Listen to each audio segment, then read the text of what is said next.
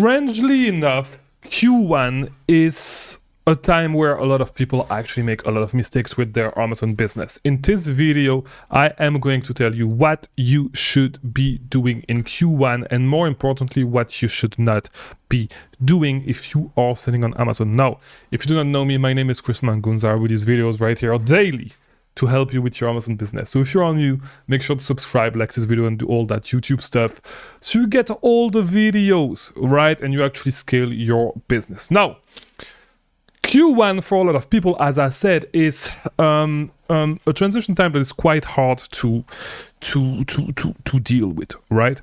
And it's an easy time to actually make mistakes and scale down your business by mistake, okay? The reason why is because people don't understand that during Q1, okay, so when it comes to January, your business is totally going to shift. And the main mistake you want to avoid is doing exactly what you've been doing during Q4, thinking that it's going to translate into Q1. It's not, okay? And that's a mistake that I saw a lot of people make last year when a lot of the things when it comes to FBM had changed, right? And that's a mistake that I made a tiny bit myself, right? But I really want to talk to you guys about what you should expect and what you should avoid, right? So what you should expect, okay, we're going to start with the positive, okay?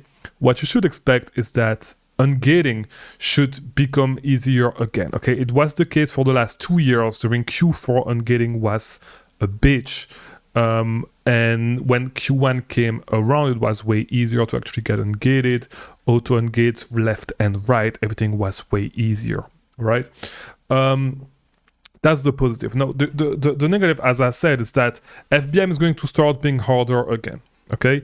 It's going to be way harder to win the buy box doing FBM. And what you should do if you want to keep, because what a lot of you guys will notice is that when it comes to Q4, right, you notice that FBM actually speeds up your cash flow cycle like crazy, right? And so what you should do is, if you want to keep doing FBM, is you need to rework your repricing strategy and trying to get a sense of how penalized, right? Penalized you are in by the buy box algorithm to win the how penalized you are in the algorithm, like how heavy it weights being at FBM against FBA sellers, right? And it's not, if you don't pay attention to that, it's something that is going to kill you. And that's a mistake that slowed down my January last year, personally, not this year. But that's something that if you don't pay attention to it, like you're going to sit on inventory and you need to track your inventory turnover, especially in January, right? And January is not a time to go all in. January is a time to reinvest your profit and not over leverage. Okay, if you're over leveraged in January, this is where you see a lot of mistake and a lot of people losing a lot of money, and a lot of people killing all the gains that they had during Q4. Okay, so double down on what was working during Q3. Okay, that's going to be the keyword. Look back at Q3. Look at what you did during Q3. What did work during Q3? Transition into Q1. Double down, by double downing on what worked during Q3, and stop doing what did not work during Q3, right?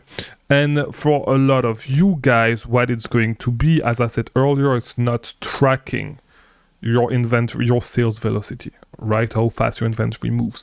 And that's the biggest mistake that you can actually make in this business, especially during Q1, because if you don't, I know already that you're going to lose money because you're going to over leverage credit cards and things is going to go down, right? So if you haven't been doing it in the past, make sure to track your inventory to your inventory turnover, right? Understand your numbers so you can leverage the right way. In January, just try to get a pulse for how the market is, okay? Are stuff tanking, okay? Is this supplier tanking? Is it not? Is this supplier doing good? Where people are shifting their attention, so you can shift your attention somewhere else, right? To something that is where the attention is not that big. If you sell Nike, for example, try to get a sense of how Nike is doing right now. Should you step away from Nike a little bit? Should you double downing on Nike a little bit? Look at all those things. It's really what you want to do right now. Q1 is a good time to actually test, right? What's going to happen though in a couple of months is February should be a really good month. March should be an amazing month for you.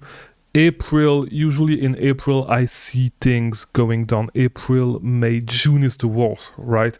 But Q2 is when things start getting hard. So do the most, like try to do your best during Q1 right here. Q2 is going to suck.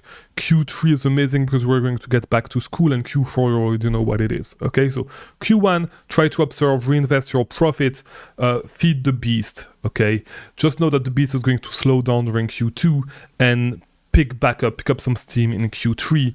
Be ready for that whole calendar, and you're going to kill it. You're going to have a great 2026. Okay, so I wish you guys a great 2026. That's just a high-level overview of what your strategy should be getting into Q1. Hopefully that's helpful. If it was, leave a like. Okay, and I'll see you in the next one. Thank you for watching.